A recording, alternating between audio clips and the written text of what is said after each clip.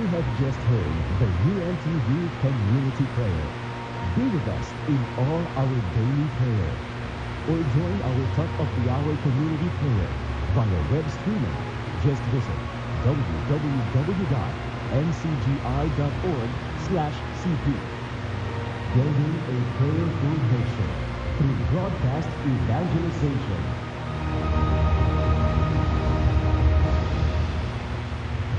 Radyo La Verdad, 1350, ang UNTV Radio. Totoong balita, tunay na balita, para sa kapwa.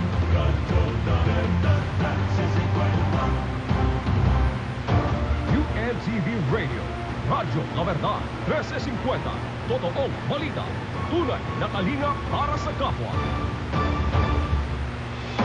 Ang istasyong hatid ay totoong balita at handang maglingkod sa inyo.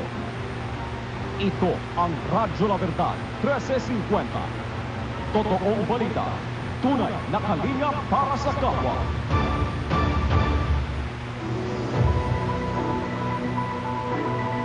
Ito ang higbilang UNTV Radio, Radyo La Verdad 1350 sa AM band. Ang Radyo La Verdad ay isang commercial broadcast station na sumasahimpapawid sa lakas na 10 kilowatts na may permit bilang VSD-0128-2022 REN, license number 1261 at may visa hanggang December 31, 2024. Ang Radyo La Verdad transmitter ay matatagpuan sa Barrio Luzon, Malabon City. Ang Radyo La Verdad 1350 ay nasa pangangasiwa at pangangalagang teknikal ng mga sumusunod na Electronics and Communication Engineer, Electronics Technician at NPC First Class Radio Telephone Operator na sina Engineer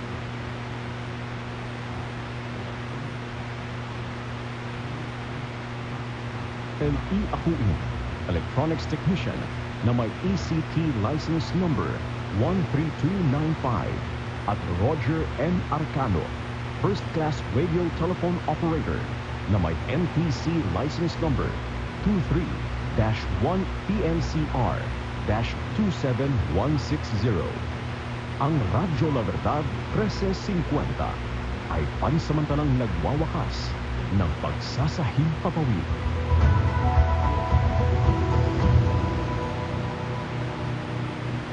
Mga kababayan, ang pambansang awit ng Pilipinas. Bayang magiliw, pelas ng silanganan, alab ng puso, sa dibdib mo'y buhay.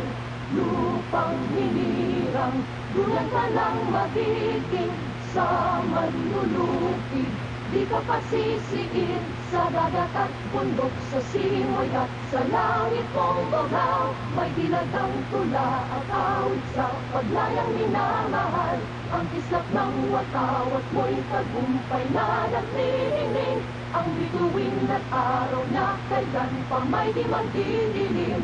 Lupa ng araw ng walhati pagsinta, buhay langit sa piling mo.